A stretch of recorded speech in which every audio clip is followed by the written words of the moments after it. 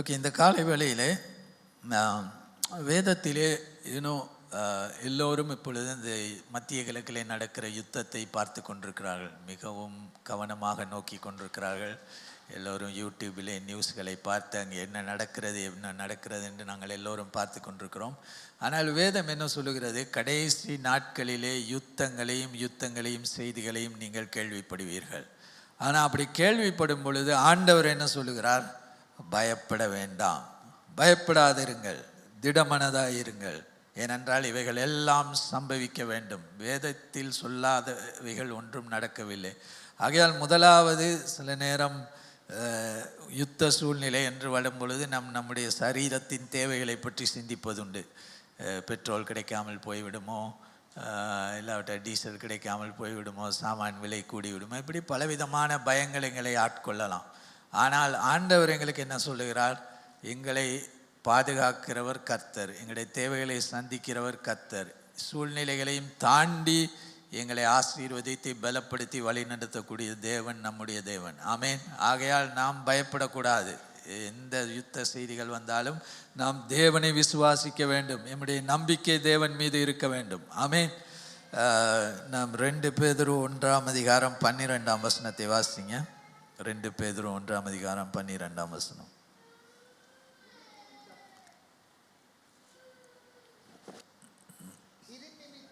இவைகளை நீங்கள் அறிந்து நீங்கள் இப்பொழுது அறிந்திருக்கிற சத்தியத்தில் உறுதிப்பட்டிருக்கிறீர்கள். உங்களுக்கு இவைகளை எப்பொழுதும் நினைப்பூட்ட நான் வசதியாயினேன். உங்களுக்கு இதை எப்பொழுதும் நினைப்பூட்ட அப்படின்னா பேதுரு என்ன சொல்லுகிறார்?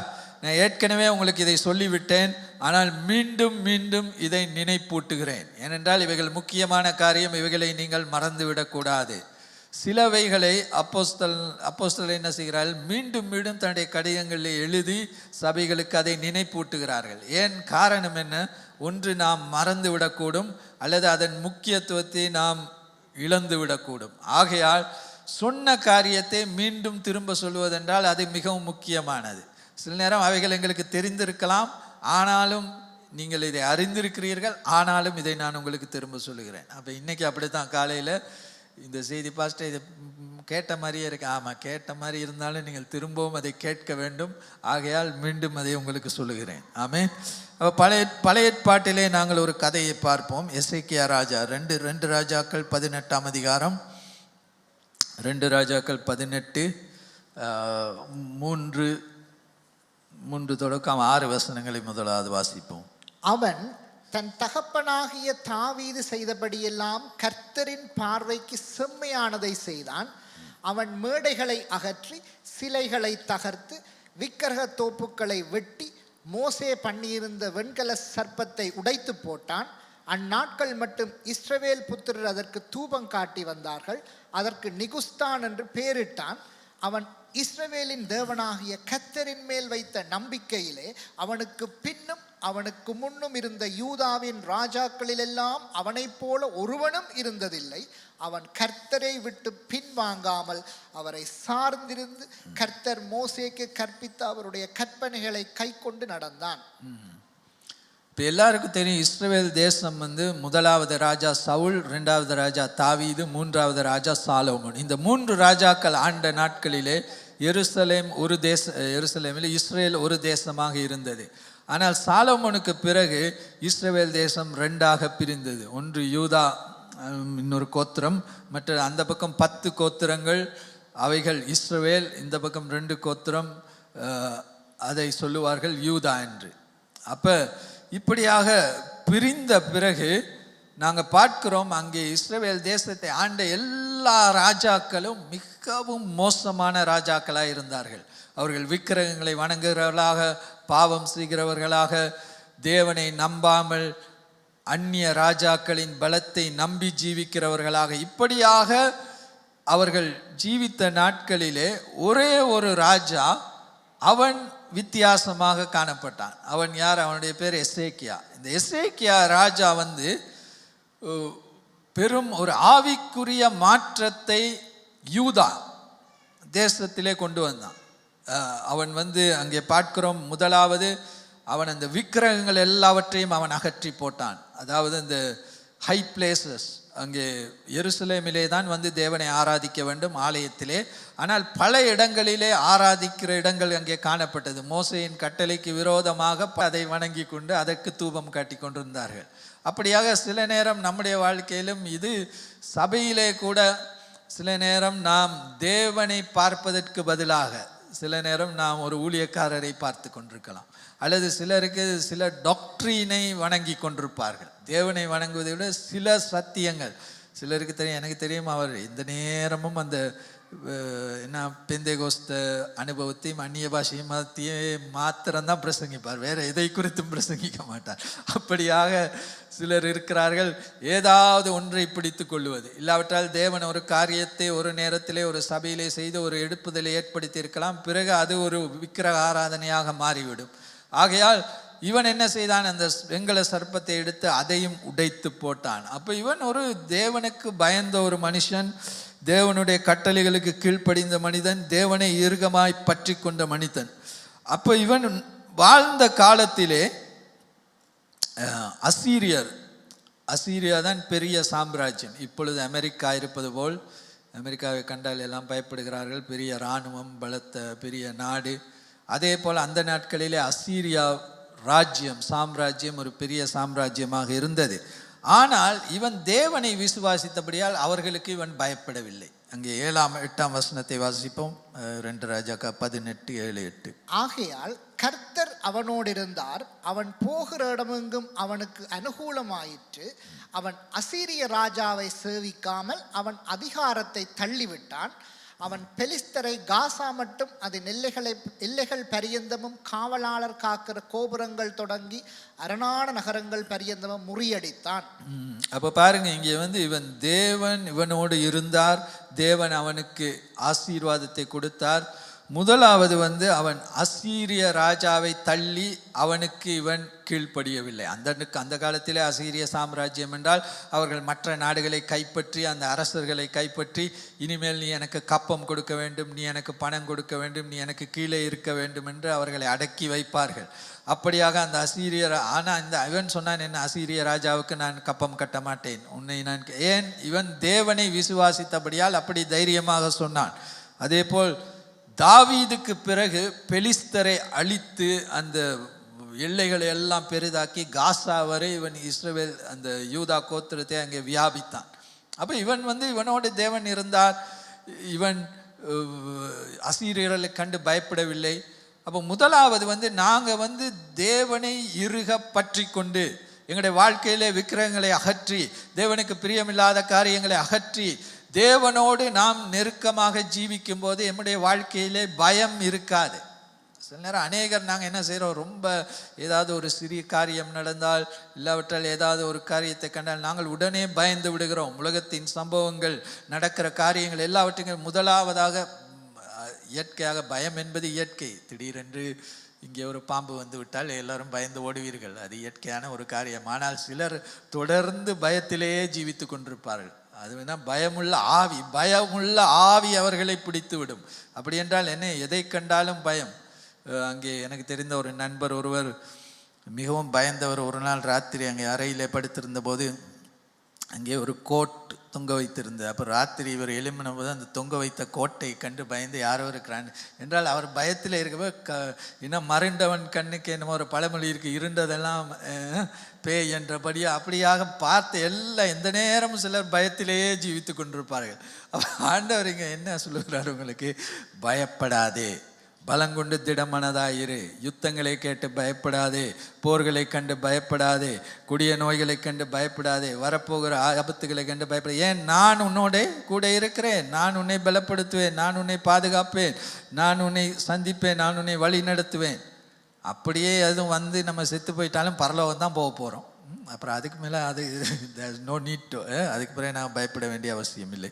அப்போ என்ன செய்யணும், இவன் மிகவும் பயமற்ற. ஆனால் இவனுடைய வாழ்க்கையிலும் சில பிரச்சனைகள் ஏற்பட்டது.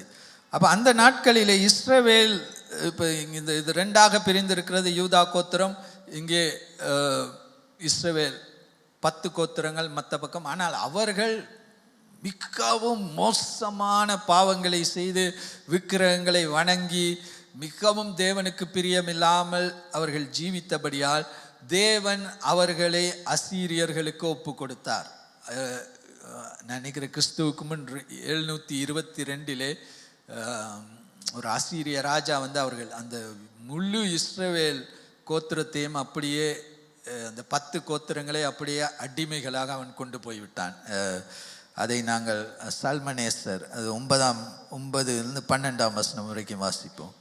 இஸ்ரவேல் ராஜாவாகிய ஏலாவின் குமாரன் ஒசேயாவின் 7ஆம் வருஷத்திற்கு சரியான எசேக்கியா ராஜாவின் 4ஆம் வருஷத்திலே அசிரிய ராஜாவாகிய சல்மனேசர் சமாரியாவுக்கு விரோதமாய் வந்து அதை முற்றுகை போட்டான்.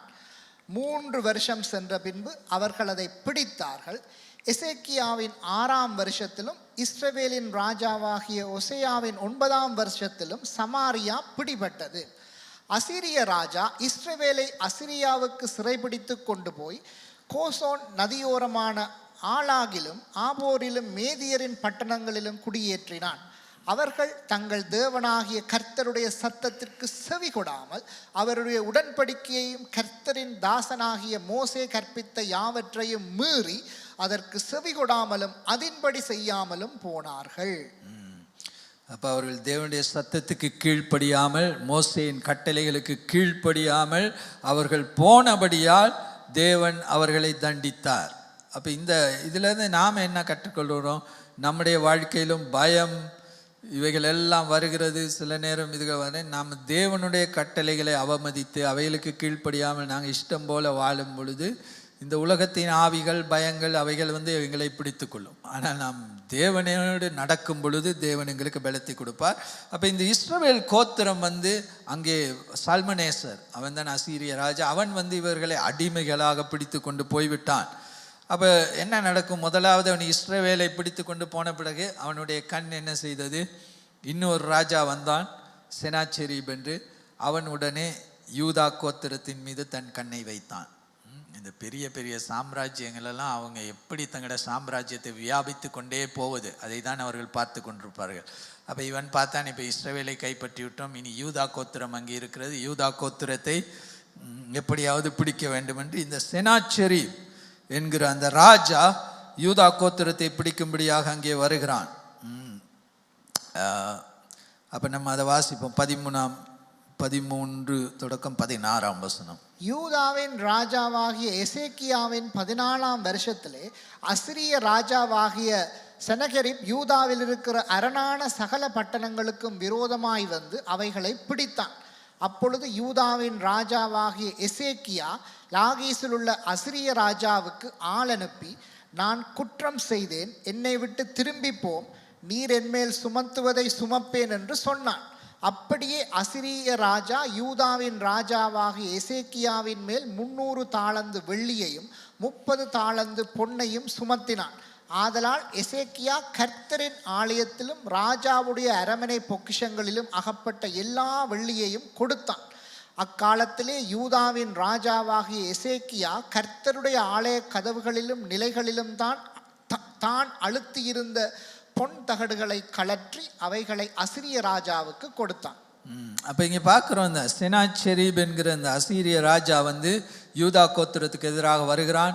அவர்களை பிடிக்கும்படியாக உடனே இங்கே ஒரு சிறு தளம்பல் ஏற்படுகிறது எசேக்கியா ராஜாவோட வாழ்க்கையில். அவன் என்ன செய்யறான்? உடனே தூது அனுப்புகிறான், இந்த ராஜாவுக்கு அனுப்பி சொல்லுகிறான், என்னை மன்னிச்சிரு, நான் உன்னை தவறாக நான் எதிர்த்துட்டேன், என்னை மன்னிச்சிரு, நான் உனக்கு கப்பம் கொடுக்குறேன். உடனே அவன் என்ன செய்கிறான்?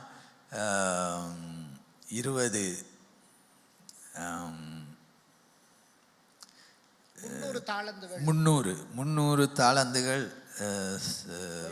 வெள்ளி. அது என்ன அப்படின்னா இன்னைய காசில் வந்து $20 மில்லியன், டாலரில் பார்த்தா $20 மில்லியன். அதே மாதிரி 30 தாலந்து பொன், அது $145 மில்லியன். பெரிய காசு. அப்போ அதை கொடுத்து ஒரு மாதிரி அவனை கொஞ்சம் செட்டில் பண்ணிடுவோம் அப்படின்னு.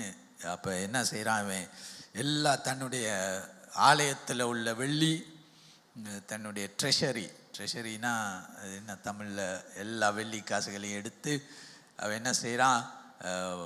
நிலை கதவு, ஆலயத்தில் உள்ள கதவுல உள்ள தங்கம் எல்லாத்தையும் பிச்சு வெட்டி எடுத்து எல்லா தங்கம் எல்லாவற்றையும் அவனுக்கு கொடுக்குறான். கொடுத்து இவன் போய் விடுவான் என்று அவன் எதிர்பார்த்தான். ஆனால் நம்ம ஒன்று புரிஞ்சுக்கணும், என்ன, அந்த தமிழில் ஒரு பழமொழி இருக்குது தானே, இடத்த கொடுத்தா மடத்தையே பிடிச்சிரும். அது மாதிரி இந்த அசீரிய ராஜா இந்த பொன்னையும் வெள்ளியும் வாங்கிட்டு இவனை விடுற மாதிரி இல்லை. சாத்தான் அப்படித்தான். நீங்கள் கொஞ்சம் இடம் கொடுத்தீங்கன்னா அவன் என்ன செஞ்சிருவான், ஒரு என்ன சொல்லுவாங்க, ஒரு இதை போட்டால், ஒரு சின்ன இடத்த கொடுத்தா அவன் ரோடே போட்டுருவாங்க, அப்படியே எங்களை கைப்பற்றி விடுவான். அதனால தான் சாத்தான் மீது மிகவும் கவனமாக இருக்க வேண்டும். நாங்கள் சில நேரம் யோசிக்கிற ஒரு சின்ன காம்ப்ரமைஸ், ஒரு சிறிதாக இதை கொடுத்து இது பண்ணிடுவோம் அது பண்ணிடுவோன்னு நாங்கள் சில காரியங்களை நாங்கள் சிறிதாக காம்ப்ரமைஸ் பண்ணும் பொழுது அங்கே நாங்கள் அதிலிருந்து நம்ம என்ன செய்கிறோம், ஒரு சிறிய கதவை நாம் திறக்கிறோம். யாருக்கு திறக்கணும்? சாத்தான் எங்களை பற்றி கொள்ளும்படியாக. அப்போ இங்கே இவ்வளவு தேவனுக்கு நெருக்கமாக இருந்த எசேக்கியா ராஜா ஒரு சிறிய சறுக்கல். அவன் என்ன பார்க்குறான், உடனே அந்த அசீரிய ராஜா திடீர்னு தனக்கு எதிராக வந்தவொடனே அவன் பயந்துட்டான். உடனே டக்குன்னு பயந்துட்டு கொஞ்சம் வெள்ளியையும் பொன்னையும் கொடுத்து அவனை சமாதானப்படுத்துவோம் என்று யோசித்தான். அவன் அதை வாங்கி கொண்டான். வாங்கி கொண்ட பிறகு அவன் என்ன சொன்னான், இங்கே 17-18 வசனங்களை வாசிங்க. ஆகிலும் அசிரிய ராஜா லாகீஸிலிருந்து தர்தானையும் ரப்சாக்கேயும் பெரிய சேனையோடு எருசலேமுக்கு எசேக்கியா ராஜாவினிடத்தில் அனுப்பினான்.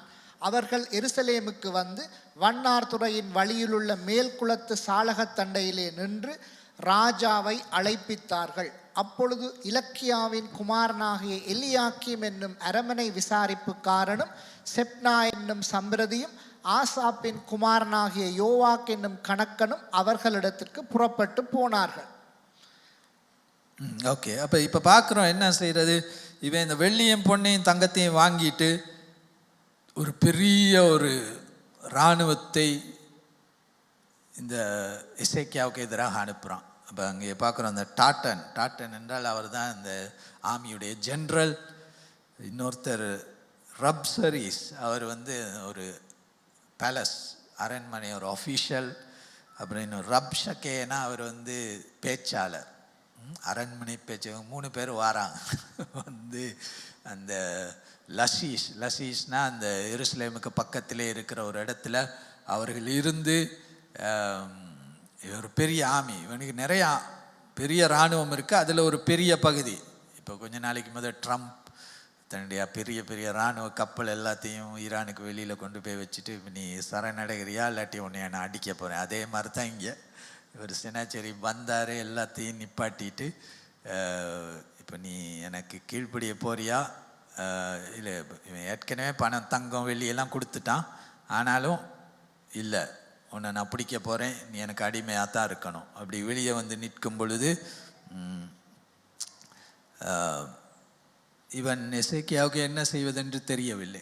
அப்போ பாருங்கள், இவன் ஒரு சிறிதாக தேவனுடைய விசுவாசத்திலிருந்து கொஞ்சம் தவறி தன்னுடைய பணத்தை நம்பினான், தன்னுடைய வெள்ளியையும் பொன்னையும் நம்பி அதன் மூலமாக இந்த பிரச்சனையை தீர்த்து விடலாம்.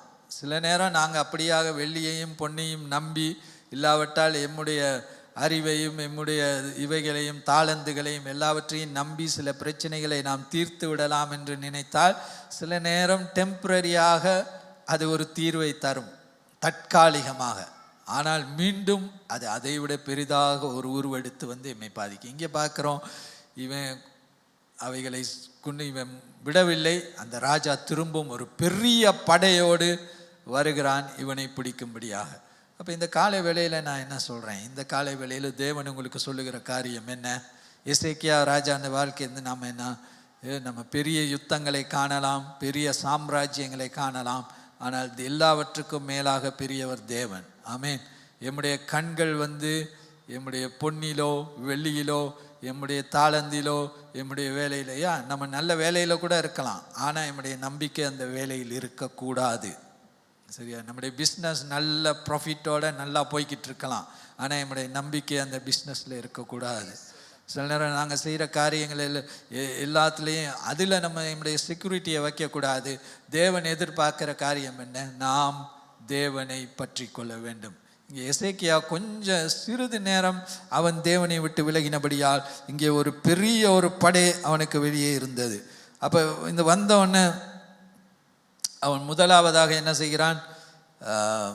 நாங்கள் 19ஆம் வசனத்திலிருந்து வாசிப்போம். 2 ரப்சாக்கே அவர்களை நோக்கி, அசிரிய ராஜாவாகிய மகாராஜாவானவர் உரைக்கிறதும் நீங்கள் எசேக்கியாவுக்கு சொல்ல வேண்டியதும் என்னவென்றால், நீ நம்பி இருக்கிற இந்த நம்பிக்கை என்ன?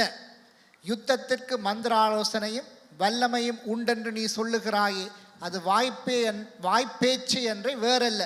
நீ என்னை விரோதிக்கும்படி யார் மேல் நம்பிக்கை வைத்திருக்கிறாய்? 26 வாசிங்க. 26 மட்டுமா? அப்பொழுது 29 எசேக்கியா உங்களை வஞ்சியாதபடி பாருங்கள், அவன் உங்களை என் கையிலிருந்து தப்புவிக்க மாட்டான். ஓகே, இப்போ இதில் வந்து நாங்கள் பார்க்குறோம், இந்த பெரிய ராஜா இந்த பெரிய படையோடு வந்து வெளியில் இருந்து அவன் என்ன சொல்லுகிறான்? நீ வந்து உன்னை எசேக்கியா ராஜா வந்து தேவனை விசுவாசித்தான். இப்போ அவனுக்கு விளங்கிருச்சு. இதிலிருந்து சில நேரம் தேவன் எங்களை அப்படிப்பட்ட ஒரு நிலைக்கு கொண்டு வருவார். என்ன நிலைக்கு கொண்டு வருவார்? இனிமேல் வேறு எதன் மீதும் நான் சார்ந்திருக்க முடியாது, தேவன் மீது மாத்திரம்தான் சார்ந்திருக்க முடியும். இப்போ அவனுடைய வெள்ளியும் போய்விட்டது, பொண்ணும் போய்விட்டது, அவனுக்கு பெரிய படை இல்லை, படை பலம் இல்லை, ஒன்றுமில்லை, அவன் எல்லாவற்றையும் இழந்து விட்டான். இப்போ சில நேரம் எங்களே ஆண்டவர் அந்த மாதிரியாக சில சூழ்நிலைகளை கொண்டு வருவார். கொண்டு வருவதன் காரணம் என்ன? சில நேரம் நாம் வைத்திருக்கிற நம்பி இருக்கிற எல்லா காரியங்களையும் ஒன்றொன்றாக தேவன் அகற்றி கொண்டே போவார். உடனே நாம் யோசிப்போம், என்ன நான் தேவனை சேவிக்கிறேன், தேவனை விசுவாசிக்கிறேன், ஆனால் இது இல்லாமல் போகிறது, அது இல்லாமல் போகிறது, இந்த பிரச்சனை வருகிறது, அந்த என்ன காரணம் என்ன? தேவன் எங்களை ஒரு இடத்துக்கு கொண்டு வருகிறார். அந்த இடத்திலே அவரை அல்லாமல் வேறு எந்த காரியத்தின் மீதும் நம்முடைய நம்பிக்கையை நாம் வைக்க முடியாது. அப்படிப்பட்ட ஒரு இடத்திலே, அப்படிப்பட்ட ஒரு சூழ்நிலைக்கு தேவன் எம்மை கொண்டு வர. ஏன்? நம்முடைய கண்கள் தேவன் மீது மாத்திரம்தான் இருக்க வேண்டும், வேறு யார் மீதும் இருக்கக்கூடாது, எந்த மனுஷன் மீதும் இருக்கக்கூடாது, எந்த பொருளின் மீதும் இருக்கக்கூடாது. நாம் தேவனை இறுக பற்றி கொள்ள வேண்டும், பார்த்து கொள்ள வேண்டும். இது வந்து உங்கள் எல்லாருக்கும் தெரியும். அதான் நான் சொன்னேன், உங்களுக்கு தெரிஞ்சதை தான் நீ திரும்ப சொல்ல போகிறேன். ஏன் இதை மீண்டும் மீண்டும் நாம் கேட்க வேண்டியது அவசியம். இந்த டிஃபிகல்ட்டான இந்த கஷ்டமான இந்த சூழ்நிலையிலே நாம் இதை தெளிவாக புரிந்து கொள்ள வேண்டும். எசேக்கியா ராஜா கொஞ்சம் நேரம் தன்னுடைய பொன்னையும் வெள்ளியும் நம்பினான். அவர் எல்லாவற்றையும் அவன் அப்படியே அவனுடைய ட்ரெஷரி எல்லாம் சுரண்டி எல்லா வெள்ளியையும் பொன்னையும் கொடுத்தான். அதுக்கு பிறகு அவனிடம் எதுவுமே இருக்கவில்லை. உடனே இந்த ராஜா என்ன சொல்லுகிறான்? திரும்பவும் அவன் எசேக்கியாவை கைப்பற்றும்படியாக வருகிறான். வந்த பொழுது என்ன நடந்தது?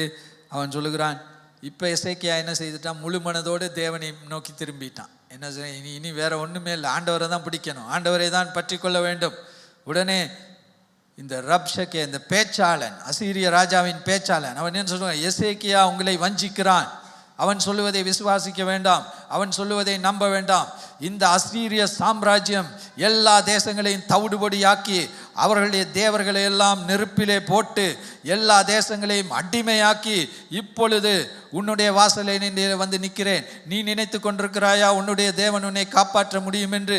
நீ நினைத்து கொண்டிருக்கிறாயா அசீரிய ராஜாவுக்கு அடிபணியாமல் இந்த சூழ்நிலையிலிருந்து உன்னால் விடுதலை பெற முடியும் என்று? உன்னால் முடியாது. எசேக்கியாவை நம்பாதே, எசேக்கியா சொல்லுகிற வார்த்தையை நம்பாதே. என்னுடைய சாம்ராஜ்யத்தை பார், நான் வெற்றி கொண்டு அடித்து நொறுக்கி எல்லாவற்றையும் சாம்பலாக்கி முன்னேறி எல்லா தேசங்களையும் கைப்பற்றி இப்பொழுது உன்னுடைய வாசப்படியில வந்து நிற்கிறேன். நீ என்னை வெல்ல முடியும் என்று நினைக்கிறாயா? நீ எசேக்கியா சொல்வதை போல் தேவனை நீ நம்பாதே. அப்ப சாத்தானும் உங்களுக்கு அதை தான் சொல்லுவான். இந்த பாஸ்டர் ரோஹான் அவர் உளறிக்கிட்டு இருப்பாரு, அவர் சொல்றதை நீ கேட்காத. சண்டே போனால் தேவனை நம்பு, விசுவாசி, தேவனை பற்றி அதெல்லாம் நல்லா தான் இருக்கும். சண்டே கேட்குறதுக்கு நல்லா இருக்கும். அவர் புல்பிட்டிருந்து லேசாக பேசிடுவார். ஆனால் நான் அப்படின்னு சாத்தா அவங்களுக்கு வந்து சொல்லுவான். இப்போ இந்த ரப்ஷகே சொல்கிற மாதிரி, எசேக்கியா சொல்கிறத நீ கேட்காதே, எசேக்கியா சொல்கிறதை நீ நம்பாதே, அவன் அல்ல நான் உன்னை முறியடிப்பேன். அப்போ இந்த மாதிரி சாத்தான். ஆனால் பாருங்க, இந்த எசேக்கியா வந்து மிகவும் ஞானம் உள்ள ஒரு ராஜா. ஏனென்று சொன்னால் 36ஆம் வசனத்தை நாம் வாசிப்போம். ஆனாலும் ஜனங்கள் அவனுக்கு ஒரு வார்த்தையும் பிரதியுத்தரமாக சொல்லாமல் மௌனமாயிருந்தார்கள்.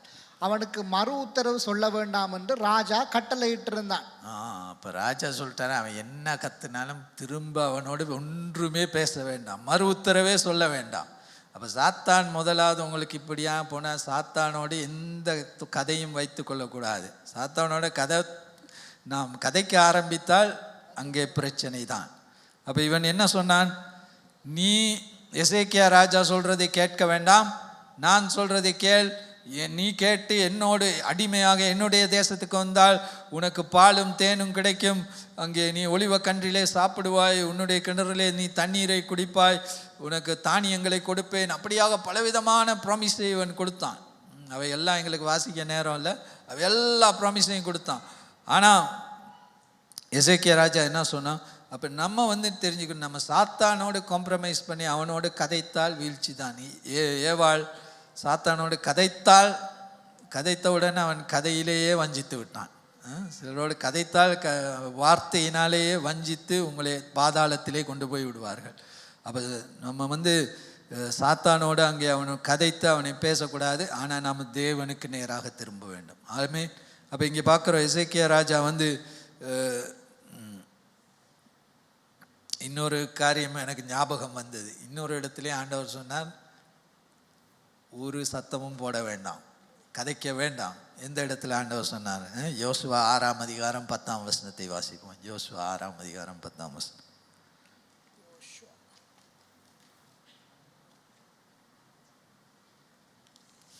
யோசுவா ஜனங்களை நோக்கி, நான் சொல்லும் நாள் மட்டும் நீங்கள் ஆர்ப்பரியாமலும் உங்கள் வாயினால் சத்தம் காட்டாமலும் இருங்கள். உங்கள் வாயிலிருந்து ஒரு பேச்சும் புறப்பட வேண்டாம். உங்கள் வாயிலிருந்து ஒரு பேச்சும் புறப்படக்கூடாது. அதுதான் நான் சொல்றேன். உங்கள் 7 நாள், அந்த 6 நாட்கள் அந்த எரிகோ மதிலை சுற்றி வர வேண்டும். 7ஆவது நாள் 7 தரம் சுற்றி வர வேண்டும். நான் சொல்லுகிறவரை உங்கள் வாயிலிருந்து ஒரு வார்த்தை கூட வரக்கூடாது. அப்போ நம்ம என்ன, நம்முடைய வாயை நாம் மிகவும் கவனமாக பார்த்து கொள்ள வேண்டும். சில நேரம் பயங்கரமான சூழ்நிலையை நாம் பேசும்போது நம்முடைய வாயிலிருந்து வருகிற வார்த்தைகள் மிகவும் முக்கியம். சாத்தான் நம்முடைய வாயை பாவிக்க முடியும்.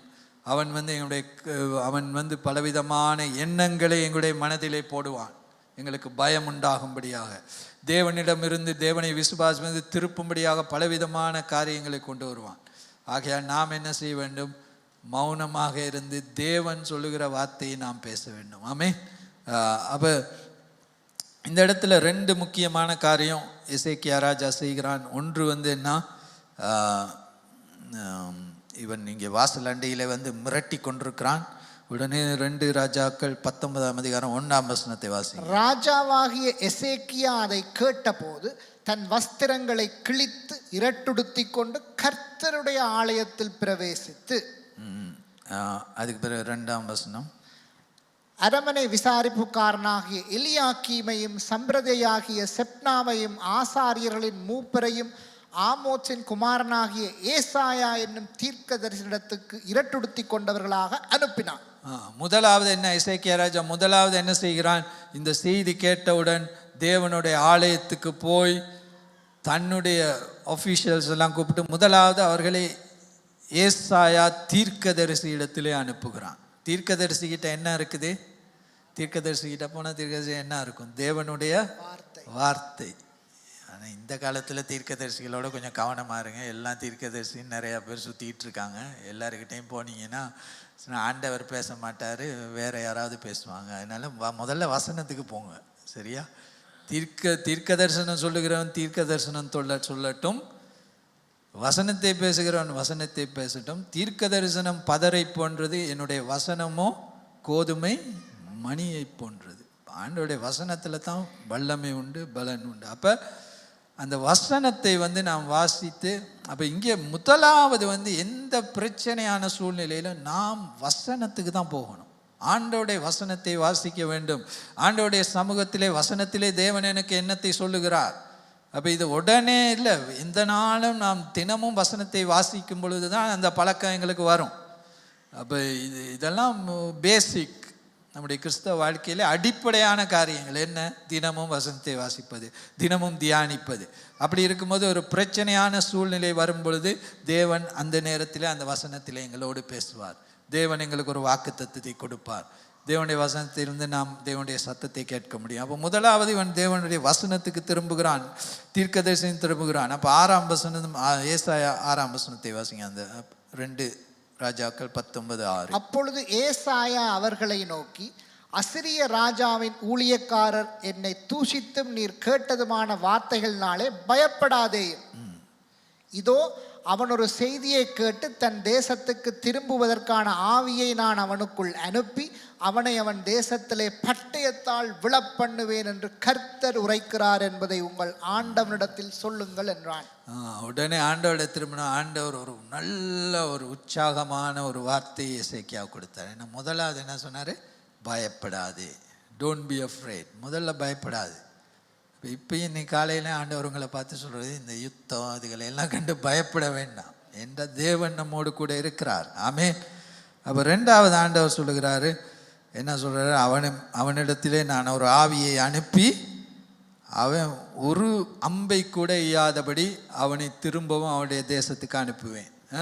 அதை ஆண்டவர் எப்படி செய்தார்? 35-36ஆம் வசனத்தில் வாசிப்போம் நாங்கள். 35-36. அன்று ராத்திரியிலே சம்பவித்தது என்னவென்றால், கர்த்தருடைய தூதன் புறப்பட்டு அசிரியரின் பாளையத்தில் 186,000 பேரை சங்கரித்தான். அதிகாலமே எழுந்திருக்கும் போது இதோ அவர்கள் எல்லாரும் செத்த பிரேதங்களாய் கிடந்தார்கள். அப்பொழுது அசிரிய ராஜாவாகிய செனகரிப் பிரயாணப்பட்டு திரும்பி போய் நினிவேயிலே இருந்து விட்டான். அவன் தன் தேவனாகிய நிஸ்ரோக்கின் கோவிலிலே பணிந்து கொள்ளுகிற போது அவன் குமாரனாகிய அத்ரமேலேக்கும் சரேத்சரும் அவனை பட்டயத்தினால் வெட்டி போட்டு ஆரராத் தேசத்திற்கு தப்பி ஓடி போனார்கள். அவன் குமாரனாகிய ஏசரோத்தோன் அவன் பட்டத்திற்கு வந்து அரசாண்டான். அப்போ அந்த செனாசரிப் என்ன செய்கிறான்? தேவன் சொல்கிறான், அவனுடைய ஒரு ஆவியை அனுப்புகிறேன். ஆவியை அனுப்புறது என்னன்னா, ஒரு தேவதூதனை அனுப்பி 185,000 அசீரிய வீரர்களை அந்த தேவதூதன் ஒரே ராத்திரியிலே கொன்று போட்டான். தேவன் எப்படியும் ஒரு யுத்தத்தை முடிக்க முடியும். தேவனால் கூடாத காரியம் எதுவும் இல்லை. அங்கே பெரிய பாபிலோன் சாம்ராஜ்யம் இருந்த பொழுது ஒரு நாள் ராத்திரி ஒரு விரல் எழுதினது, அதோடு அந்த சாம்ராஜ்யம் முடிந்து விட்டது. அங்கே தேவன் அதை எல்லாவற்றையும் முடித்து போட்டார். ஆனால் எகிப்தின் சாம்ராஜ்யத்தை தேவன் அழிப்பதற்கு 10 வாதைகளை அனுப்பினார். ஒன்றுக்கொன்று அனுப்பி கடைசியாக அந்த ராஜ்யத்தை முடித்து போட்டார். ஆகையால் தேவனால் முடியாத காரியம் எதுவும் இல்லை. அப்போ இங்கே சொல்கிறார், நீ பயப்படாதே, நான் ஒரு ஆவியை அனுப்பி அவனை திரும்ப, செனாச்சரி உன்னை மிரட்டி கொண்டிருக்கிறான், நான் அவனுடைய நாட்டுக்கே திரும்ப அனுப்புவேன். அன்றைக்கு ராத்திரியே ஒரு தேவதூதன் 185,000 அசீரிய வீரர்களை கொன்று போட்டவுடன் இவன் திரும்பி போனான். முதலாவது இவன் வசனத்துக்கு நேராக திரும்பினான். 2வது அவன் அனுப்பின செனாச்சரிப் ஒரு பயங்கரமான கடிதத்தை அனுப்பி இருந்தான். இது உங்கள் எல்லாருக்கும் தெரியும். இது எசேக்கியா ராஜாவோட கதை எல்லாம் படிச்சிருப்பீங்க. அப்படி படிக்காட்டி இன்றைக்கி 2 ராஜாக்கள் 18-19 வீட்டில் போய் நீங்கள் வாசிக்கணும் அது. அப்போ அந்த கடிதத்தை எடுத்துக்கொண்டு தேவனுக்கு முன்பாக போய் அந்த ஆலயத்திலே அந்த கடிதத்தை வைத்து தேவனுக்கு நேராக அவன் ஜெபம் பண்ணினான். ஜெபம் பண்ண உடனே தேவன் அவனுடைய சத்தத்தை கேட்டார். ஹல்லேலூயா. அப்போ இந்த காலை வேளையில் நான் உங்களுக்கு சொல்கிறது என்ன, இந்த கடினமான காலத்தில் 2 காரியங்கள் தான் உங்களை தைரியத்தோடு வைக்கும். ஒன்று தேவனுடைய வசனத்துக்கு நேராக திரும்புவது, 2வது ஜெபத்திலே தேவனுடைய சமூகத்திலே இருப்பது. ஹல்லேலூயா. இவைகள் தான் நமக்கு சமாதானத்தை கொடுக்கும், ஆறுதலை கொடுக்கும், பலத்தை கொடுக்கும். சரியா? நீங்கள் இங்கே போகிறேன் அங்கே போகிறேன், அந்த தீர்க்கதரிசிக்கிட்ட போய் தலையை கொடுக்க போகிறேன், அவர் என்ன சொல்லி, இதெல்லாம் உங்களுக்கு சமாதானத்தை தராது, சந்தோஷத்தையும் தராது. சும்மா அங்கங்கே ஓடிக்கிட்டு இருக்காம நீங்கள் தேவனுடைய சமூகத்துக்கு ஓடுங்க. ஹல்லேலூயா. எசேக்கியா ராஜா அதைத்தான் செய்தான். அவன் எகிப்துக்கு ஓடவில்லை. இல்லாட்டி அந்த காலத்தில் வேற ராஜாக்களோடு போய் அலையன்ஸ் அந்த இதுகளை பண்ணி இப்படி இந்த யுத்தத்தை செய்வதென்று அவன் அப்படியாக கிரியை செய்யவில்லை. அப்படி செய்திருக்கலாம், அந்த காலத்து ராஜாக்கள் அப்படித்தான் செய்வார்கள். ஆனால் இவன் தேவனுடைய ஆலயத்துக்கு போனான், போய் தேவனிடம் கதறினான். தீர்க்கதரிசியிடம் போனான், தேவனுடைய வசனத்துக்கு போனான். ஆகையால் தேவன் அவனை கனம் பண்ணி அவனுக்கு விடுதலை கொடுத்தார். ஹல்லேலூயா. அப்போ இந்த நாட்களிலே நாம் தேவனுடைய வசனத்திலே இருக்க வேண்டும், அவருடைய சமூகத்திலே ஜெபித்து தேவனிடமிருந்து பலத்தையும் சமாதானத்தையும் ஆறுதலையும் பெற்றுக்கொள்ள வேண்டும். ஆமென். அப்போ இந்த யுத்தங்கள் எல்லாம் கடந்து போகும். ஆனால் தேவனை நம்புகிற மனுஷன் அவன் கண்மலையை போல் இருப்பான். ஆமென். அவன் அசைக்கப்பட மாட்டான். இந்த கண் மலையின் மேல் கட்டுகிறவன் அவன் அசைக்கப்பட மாட்டான். ஹல்லேலூயா. ஆகையால் நாம் எல்லாரும் அந்த காலை வேளையில் நாம் கர்த்தருடைய சமூகத்தில் எழுந்திருப்போம்.